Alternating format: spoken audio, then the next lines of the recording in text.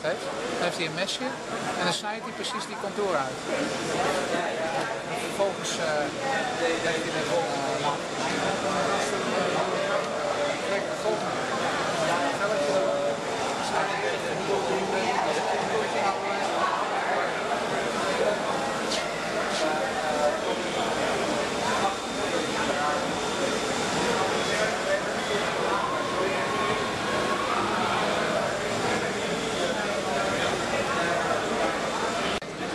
Dit is natuurlijk een ideaal verkooptool.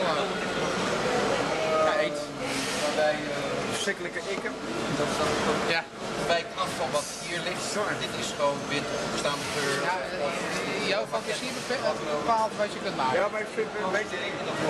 In mijn beleving is het